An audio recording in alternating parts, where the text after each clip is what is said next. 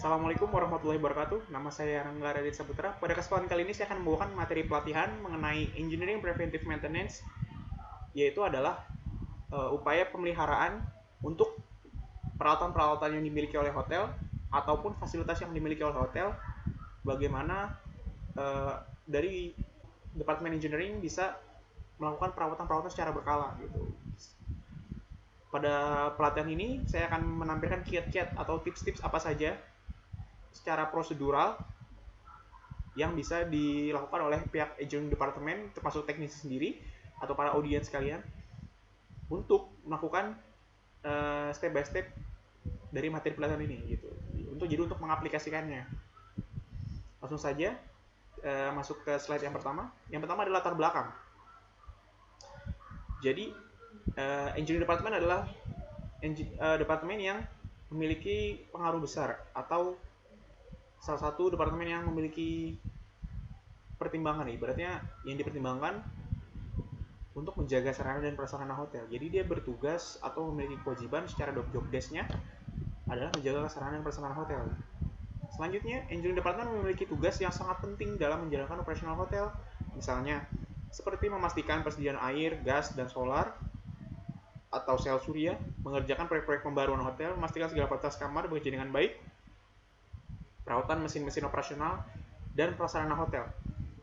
Kemudian, dalam hal operasional, engineering juga berhubungan dengan departemen lain. Jadi, tidak dapat dipungkiri, ketika suatu departemen ada di hotel, mereka pasti bergantung dengan departemen yang lainnya, atau mereka tuh berhubungan satu sama lainnya gitu, entah dalam hal apa. Kalau di dalam departemen engineering sendiri, dia berhubungan dengan masalah teknis atau masalah yang berbau dengan peralatan atau fasilitas yang ada dimiliki hotel. Jika ada kerusakan, jika ada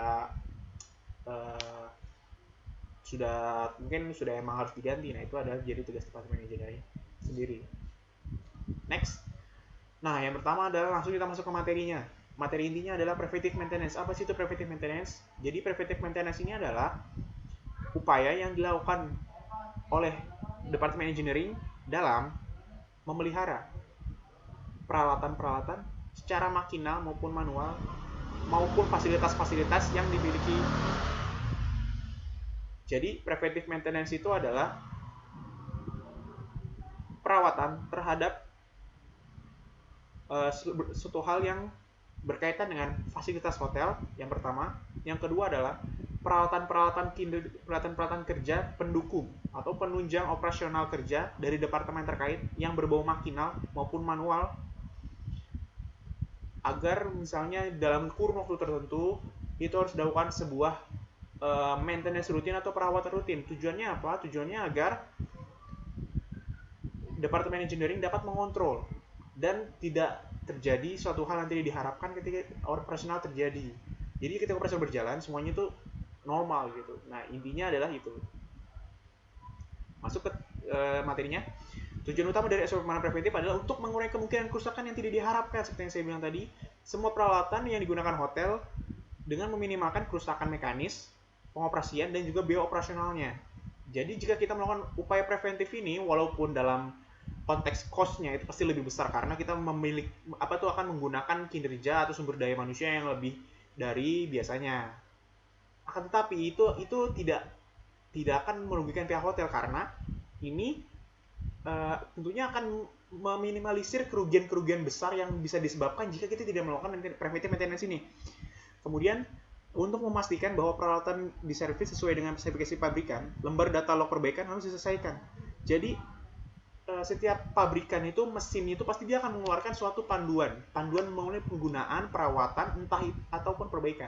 Jadi kiat-kiatnya apa saja yang harus dilakukan dan harus apa aja yang tidak dilakukan gitu. Jadi agar apa? Agar ketika ada perbaikan, agar ada kerusakan, ketika diservis, ketika diperbaiki, mereka akan mengecek itu sesuai panduan itu, dan tentunya mesinnya akan bisa bekerja seperti manual lagi. Selanjutnya, setiap peralatan atau mesin harus diservis sesuai dengan spesifikasi pabrikan dan kondisi pengoperasian. Jadi, kalau spesifikasi pabrikan seperti yang tadi, dan kondisi pengoperasian ini ketika suatu mesin dioperasikan dalam kurun waktu tertentu dan satu mesin yang lainnya tidak dikondisikan untuk bekerja dalam suatu kurun waktu tertentu. Tentunya yang menjadi concern utama daripada engineering ini adalah untuk melakukan maintenance terhadap yang operasionalnya lebih lama daripada yang pendek gitu. Jadi yang sebentar. Jadi tentunya ini akan mempengaruhi kinerja daripada mesin tersebut. Next. semua fungsi perawatan preventif harus dimasukkan ke lembar jadwal mingguan perawatan preventif. Jadi ketika kita setelah selesai nih melakukan perawatan terhadap suatu mesin atau suatu peralatan, nah jadi semua itu harus dimasukkan ke dalam lembar kerja jadwal mingguan atau weekly schedule maintenance preventive. Slide selanjutnya, lembar jadwal mingguan preventive maintenance atau PM harus ditandatangani oleh supervisor teknik atau chief engineer. Jadi lembar jadwal mingguan tersebut harus diketahui dan disetujui oleh supervisor teknik atau yang tingkat tertingginya adalah chief engineer atau director of engineering. Next, tugas PM juga perlu dimasukkan ke dalam lembar data log perbaikan. Jadi preventive maintenance ini harus dimasukkan ke ibaratnya jika ada namanya tuh loss and damage report. Nah, itu juga harus dimasukkan ke dalam itu karena misalnya jika ditemukan kerusakan, jika ditemukan suatu hambatan atau suatu hal yang tidak semestinya terjadi, maka data tersebut bisa menjadi pertimbangan untuk mengganti spare part atau suatu hal yang harus diganti. Next, dari log perbaikan tersebut susun daftar semua peralatan, nomor peralatan masing-masing, fungsi perawatan pencegahan, dan interval waktu.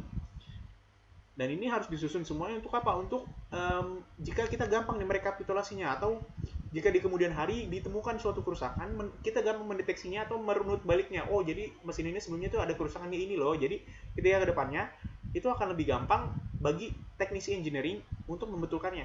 Next, beban kerja harus tersebar merata selama periode 52 minggu sehingga pemeliharaan preventif dilakukan setiap minggu.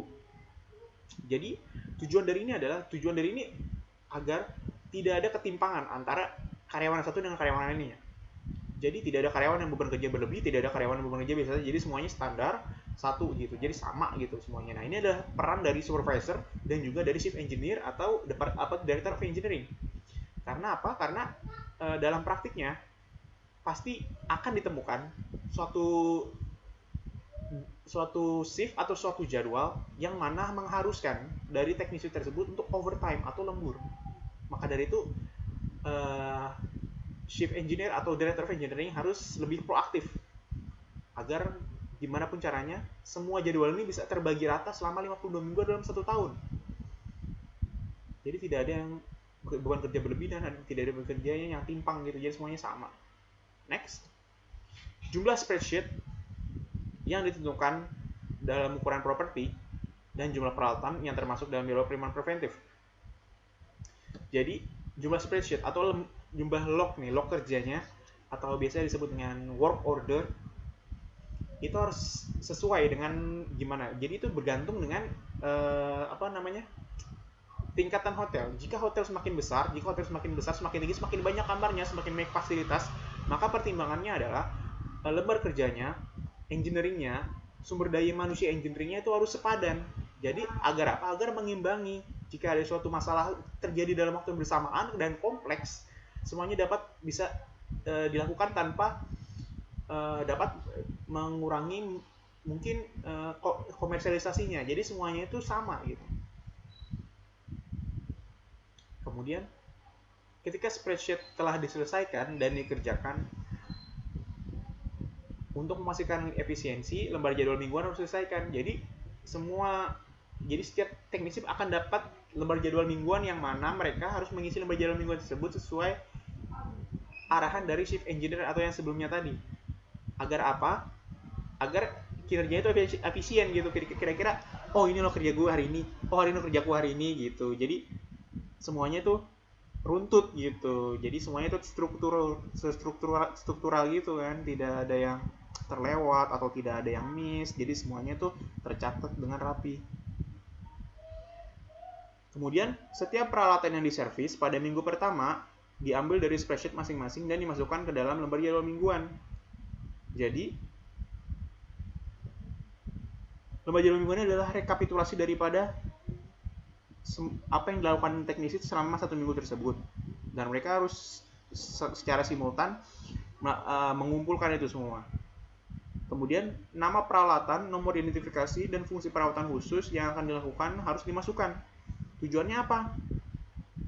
Jadi ketika ada kerusakan misalnya dan harus ada penggantian spare part, penggantian spare part tersebut harus serupa dong, tidak boleh beda. Maka dari itu ketika ada kerusakan, baiknya ditulis sesuai nama peralatannya apa yang rusak. Kemudian biasanya tuh di setiap peralatan itu ada kode atau yang mencirikan mesin tersebut, nomor identifikasi. Tujuannya apa? Agar ketika beli, ketika dari purchasing, departemen purchasing mereka membeli spare part tersebut, tidak ada miss. Next, saat setiap bagian dari peralatan selesai, karyawan memasukkan inisial namanya dan tanggal penyelesaian pada register penerimaan preventif. Kemudian setiap pekerjaan tambahan yang dilakukan dan atau diperlukan harus dicatat di submaster dan tiket permintaan pekerjaan ditulis. Jadi ketika ada request, entah itu request apa gitu, entah ada cuti lah, entah apa, nah itu semua harus ditulis gitu di submaster ini. Kemudian lembar jadwal mingguan yang telah diisi kemudian dikembalikan ke chief engineer bersama dengan keterangan tambahan. Jadi setelah si teknisi ini mengerjakan lembar jadwal mingguan selama seminggu full, mereka harus mengembalikannya ke chief engineer atau supervisor. Tujuannya apa? Tujuannya agar mengevaluasi kira-kira ini apa yang dilakukan oleh teknisi tersebut selama 1 minggu tersebut. Sudah efisienkah? Sudah efektifkah? Gitu. Nah, jika itu menjadi bahan evaluasi untuk departemen engineering tersebut. Kemudian, chief engineer harus meninjau setiap lembar submaster yang dikembalikan untuk memastikan pembayaran referendum telah diselesaikan. Jadi, agar tidak adanya miskonsepsi atau tidak adanya miskomunikasi antara departemen satu dengan departemen yang lainnya, maka tugas dari chief engineer juga memastikan nih bahwa perawatan ini itu sudah dilakukan gitu. Jadi tidak perlu dikhawatirkan ke depannya akan terjadi suatu masalah lagi gitu, dan itu harus dilakukan secara berkala. Next, chief engineer mencatat setiap pekerjaan tambahan yang dilakukan atau pekerjaan yang memerlukan penjadwalan di kemudian hari. Ketika bekerja, teknisi pasti tidak mungkin ada kalanya mereka bekerja lebih dari 1 hari atau 1 periode atau 1 shift. Maka dari itu, tugas dari jika ada yang karyawan yang overtime, mereka harus melapor kepada chief engineer. Tujuannya apa? Tujuannya adalah agar jadwal mereka di kemudian hari itu tidak berlebih gitu. Jadi mereka bisa digantikan dengan orang lain atau dengan teknis lain gitu. Next, setiap pekerjaan harus dilakukan di atas dan di luar pemeliharaan preventif harus dimasukkan ke dalam lembar catatan log perbaikan. Jadi ketika penerimaan preventif dilakukan dan ternyata ada hal kerusakan, nah itu juga harus dicatat yang seperti saya bilang tadi di dalam log perbaikan atau damage report atau loss and damage report atau work order, entahlah, biasanya itu tergantung dari hotelnya menyebutnya apa, tapi intinya itu sama, adalah log perbaikan. Kemudian lembar pemeliharaan pencegahan harus diajukan dalam pengikat bertanggal dan disimpan selama 1 tahun di kantor teknik.